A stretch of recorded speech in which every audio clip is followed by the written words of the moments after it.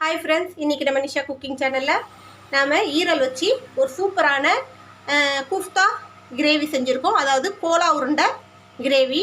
இது வந்து நான் முழுக்க ஈரலை வச்சு செஞ்சுருக்கேன். ஈரல் வந்து குழந்தைங்க வந்து சாப்பிட மாட்டாங்க. எவ்வளோதான் நம்ம எப்படி செஞ்சு கொடுத்தாலும் அவங்கள சாப்பிட வைக்க முடியாது. ஸோ நான் வந்து ஈரலை இந்த மாதிரி செஞ்சுருக்கேன். குஃப்தா ஆட்டம் அரைச்சிட்டு குஃப்தா செஞ்சுருக்கேன். ஸோ இதே போல் நீங்களும் செஞ்சு பாருங்கள். குழந்தைங்களே சாப்பிடுவாங்க. நமக்கும் ரொம்ப பிடிக்கும் இந்த மாதிரி கிரேவியெல்லாம் செஞ்சு பார்த்தோன்னா. ஸோ இந்த ரெசிபி எப்படி இருக்குன்னு பார்க்குறதுக்கு முன்னாடி எங்கள் சேனல் லைக் பண்ணுங்கள், ஷேர் பண்ணுங்கள், சப்ஸ்கிரைப் பண்ணுங்கள், பெல் பட்டன் ஆன் பண்ணுங்கள், கமெண்ட் பண்ணுங்கள் அப்படின்னு சொல்லிட்டு வாங்க இந்த ரெசிபி எப்படி செய்யலான்னு பார்ப்போம். ஈரலில் குஃப்தா செஞ்சு அதில் கிரேவி செஞ்சு காட்ட போகிறேன். ஸோ ஈரல் குஃப்தா கிரேவி வந்து ரொம்ப சூப்பராக இருக்கும். இது வந்து கோலா உருண்டை நம்ம சொல்லுவோம் இல்லையா, தமிழில் சொன்னால் கோலா உருண்டை அந்த மாதிரி இருக்கும். அந்த கோலா உருண்டை செஞ்சு கிரேவி செய்கிற மாதிரி நம்ம வாங்க செய்யலாம். அடுப்பில் ஒரு எண்ணெய் சட்டியை வச்சு லைட்டாக எண்ணெய் ஊற்றிக்கிங்க.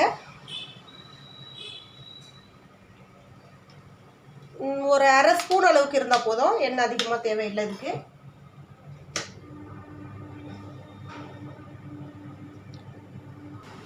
எண்ணெய் சூடு வந்ததும் இப்போ இந்த ஈரலை இதில் நம்ம போட்டுடலாம்.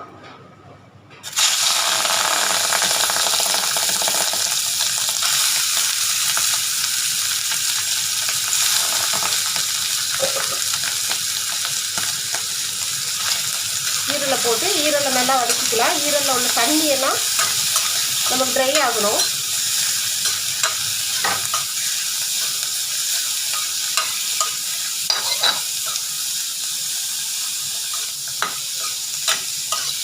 பொதுவாக ஈரல் வந்து குழந்தைங்க செஞ்சு கொடுத்தா சாப்பிட மாட்டாங்க. அதோட டேஸ்ட் அவங்களுக்கு பிடிக்காது, ஒரு மாதிரி ட்ரையாக இருக்கும். ஸோ இந்த மாதிரி கூஃப்தாட்டம் நம்ம வந்து செஞ்சு கொடுத்தோன்னா அவங்களுக்கு அது ஈரலில் செஞ்சோமா இல்லை சிக்கன் மட்டனில் செஞ்சோமான்னு தெரியாது. அது சாஃப்டாக இருக்கும், டேஸ்ட்டாகவும் இருக்கும், சாப்பிடுவாங்க. குழந்தைங்களுக்கு வந்து ஈரல் நிறைய செஞ்சு கொடுக்கணும். அதுவும் ஏஜ் அட்டன் பண்ண பொம்பளை பிள்ளைங்களுக்கு நிறைய ஈரல் செஞ்சு கொடுக்கணும். பிளட் சர்க்குலேஷன் நல்லா வச்சுக்கும். இது கொஞ்சம் நல்லா வதங்கட்டும். இதோட உள்ளே இருக்கிற தண்ணியெல்லாம் வெளியில் வந்து நல்லா ட்ரை ஆகணும். அதே போல் அதில் உள்ள அந்த நீச்சி சுமல் போகணும்.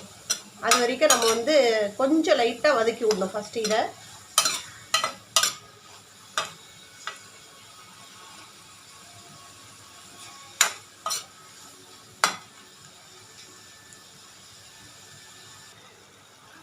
ஈரலில் உள்ள தண்ணியெல்லாம் வெளியே வந்து ஈரல் நல்லா வெந்துருச்சு. இப்போ இதில் ஒரு ஸ்பூன் அளவுக்கு இஞ்சி பூண்டு விழுது போட்டுக்கலாம்.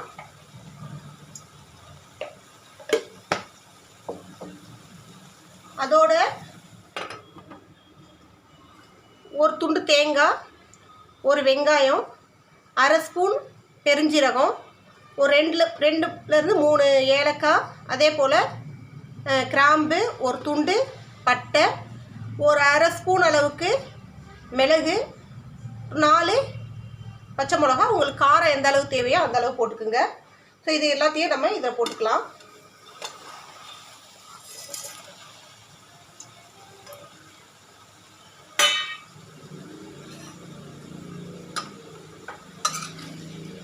இது எல்லாத்தையும் போட்டு கொஞ்சம் லைட்டாக வதக்கிக்கணும். ரொம்ப வதக்கக்கூடாது. அந்த மசாலா போட்டிருக்கலையா நம்ம, அதோட ராஸ் லைட்டாக அந்த இது வதங்கினா போதும்.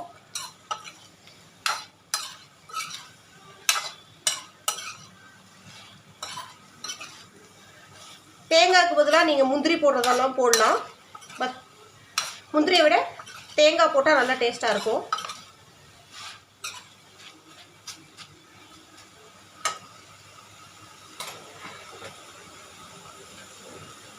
இதோட கொஞ்சோண்டு அரை ஸ்பூன் அளவுக்கு மஞ்சள் பொடி,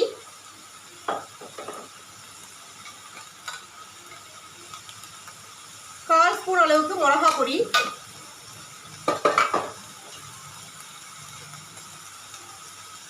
அரை ஸ்பூன் அளவுக்கு சீரகப்பொடி.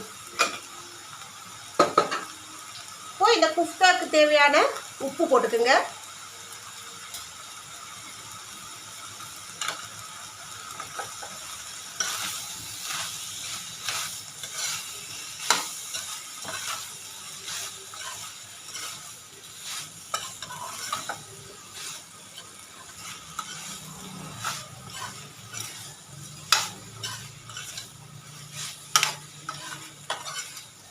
இதெல்லாம் போட்டு வதக்கும் போதே நல்லா மணமாக இருக்குது, வாசனையாக இருக்குது.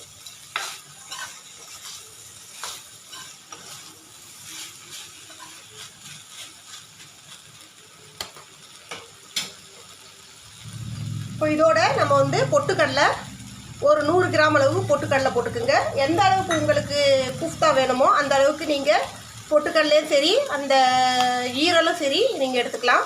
ஸோ நான் வந்து 100 கிராம் அளவுக்கு பொட்டுக்கடலை எடுத்திருக்கேன். இந்த பொட்டுக்கடலை எதுக்கு போடுறோன்னா நம்ம பைண்டிங்காக அந்த ஈரல் வந்து நம்ம கோலா உருண்டையாட்டம் ரவுண்டாக பிடிக்கும் போது அது பைண்டிங் ஆகணும், அதுக்காக. இப்போ இந்த பொட்டுக்கடலை போட்ட பிறகு நீங்கள் வதக்க தேவையில்லை, அப்படியே விட்டுருங்க. இது அப்படியே ஆறட்டும். நல்லா ஆறின பிறகு நம்ம அரைச்சி எடுத்துக்கலாம். தண்ணி ஒரு ட்ராப் கூட தண்ணி சேர்க்காம அரைச்சி எடுக்கணும். நல்லா ட்ரையாக இருக்கணும். இப்போ இந்த ஈரலும் நம்ம அது கூட போட்ட மசாலாவும் சேர்த்து நல்லா பேஸ்ட்டாக அரைச்சி எடுத்துகிட்டு வந்தாச்சு. இந்த அளவுக்கு நல்லா ட்ரையாக இருக்கணும் அரைச்சது. இப்போ இதை நம்ம வந்து உருண்டையாவோ இல்லை நீட்டாவோ உருட்டியோ பொரித்து எடுத்துக்கலாம். எண்ணெய் நல்லா சூடு வந்ததும் அடுப்பை கொஞ்சம் சிம்மில் வச்சுக்கிங்க. இப்போ இந்த மாதிரி சிலிண்டர் ஆட்டம் நீட்டாக உருட்டி இதில் போட்டு பொரிச்சு எடுத்துக்கலாம். இல்லை ரவுண்டாக நீங்கள் கோலா உருண்டையாட்டம் ரவுண்டாக கூட பண்ணலாம். பட் குஃப்தானாலே நம்ம இந்த மாடுலேஷனில் பண்ணால் தான் அது இந்த குஃப்தாக்கான அந்த ஸ்ட்ரெச்சர் கரெக்டாக வரும். இந்த மாதிரி நம்ம குஃப்தாவை பொரிச்சு எடுத்துக்கலாம். எல்லாத்தையும் போட்டு பொரிச்சு எடுத்துட்ட பிறகு நம்ம கிரேவி செய்ய ஆரம்பிக்கலாம். இப்போது இந்த குஃப்தா ஃபுல்லாக ரெடி பண்ணி ஆயிடுச்சு. கிரேவி செஞ்சு கிரேவியில் இது போட்டுடலாம். ஸோ இதுக்கான கிரேவியை இப்போ ரெடி பண்ணிக்கலாம். நம்ம அடுப்பில் ஒரு பேன் வச்சு ஒரு 4 டேபிள் ஸ்பூன் அளவுக்கு எண்ணெய் ஊற்றிக்கலாம். கடலை எண்ணெய்,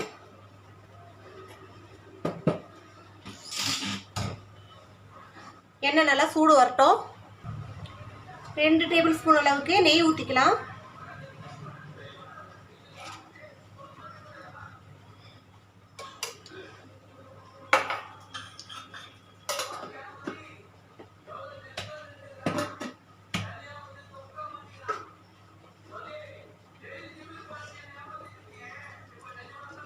ஒரு 4 பெரிய சைஸ் வெங்காயம் கட் பண்ணி வச்சுருக்கேன். இந்த 4 வெங்காயத்துமே இதில் போட்டுக்கலாம்.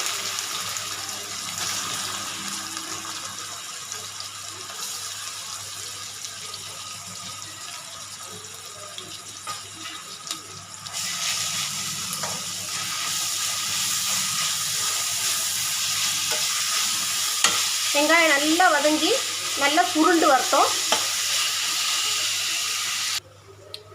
அந்த வெங்காயம் வதங்குறதுக்குள்ளே நம்ம இந்த கிரேவிக்கான மசாலா அரைச்சிட்டு வந்துடலாம். ஒரு துண்டு தேங்காய், ஒரு 4 பச்சை மிளகா, ஒரு 4 தக்காளி, கொஞ்சோண்டு புதினா, இது எல்லாத்தையும் நம்ம நல்லா பேஸ்ட்டாக அரைச்சி எடுத்துகிட்டு வந்துடணும். அதுக்குள்ளே நம்ம வெங்காயம் வதங்கிடுச்சான்னு பார்த்துக்கலாம். வெங்காயம் நல்லா இந்த அளவுக்கு நல்லா வதங்கிடணும்.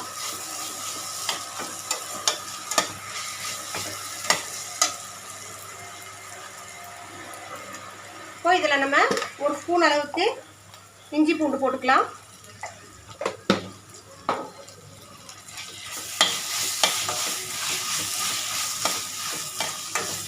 இஞ்சி பூண்டு போட்டு நல்லா வதக்கிக்கோங்க. இஞ்சி பூண்டோட ரா ஸ்மெல்லாம் போகிற அளவுக்கு நல்லா வதக்கி எடுத்துக்கணும்.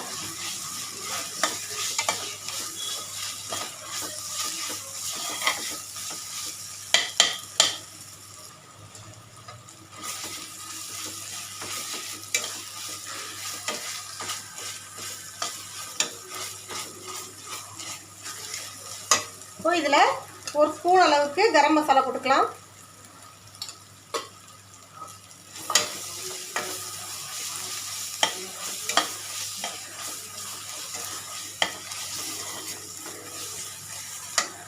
அதோட நம்ம அரைச்சி வச்சிருக்கிற இந்த தேங்காய், தக்காளி, பச்சை மிளகா, புதினா பேஸ்ட்டு இதில் போட்டுக்கலாம்.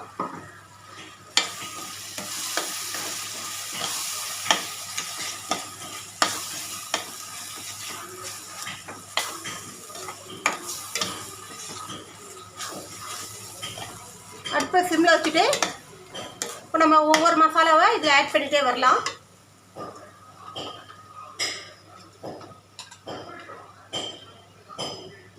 ஒரு ஸ்பூன் மஞ்சத்தூள்,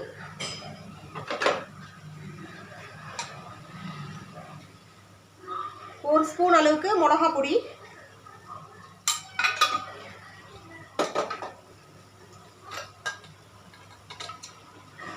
ஒரு ஸ்பூன் தனியா பொடி,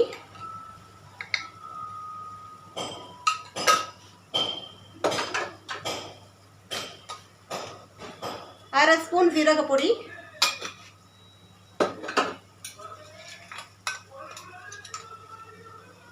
அரை ஸ்பூன் பெருஞ்சீரகம்.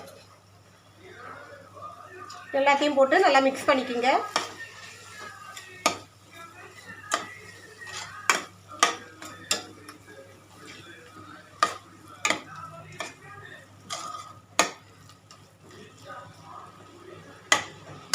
இப்போ இதில் நம்ம இந்த ஜாரை கழுவி தண்ணி ஊற்றி விட்டுறலாம்.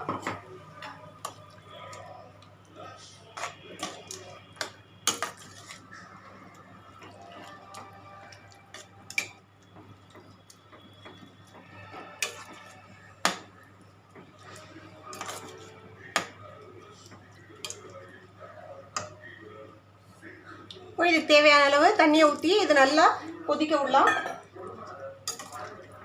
நல்லா கொதித்து இது எண்ணெய் மேலே வந்து நிற்கணும், அந்த அளவுக்கு நல்லா கொதிக்கணும். இதுக்கு தேவையான அளவு உப்பு போட்டுக்குங்க.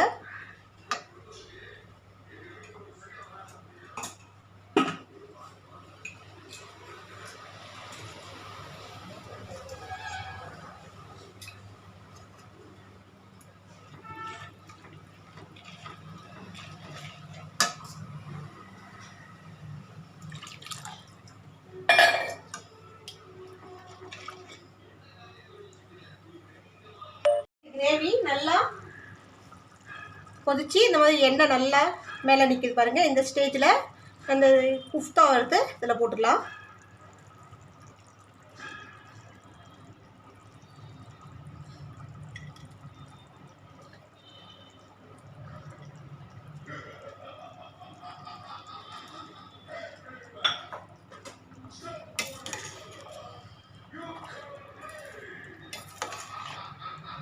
இப்போ இந்த குஃப்தா வந்து ஒரு 2 நிமிஷம் வேகிற வரைக்கும் நம்ம க்ளோஸ் பண்ணி விட்டுடலாம்.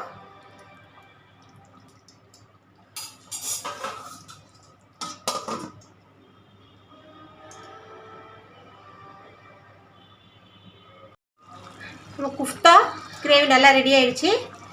இப்போ இதில் லாஸ்ட்டாக கொஞ்சோண்டு கசூரி மேத்தி நல்லா கசக்கி போட்டுக்குங்க.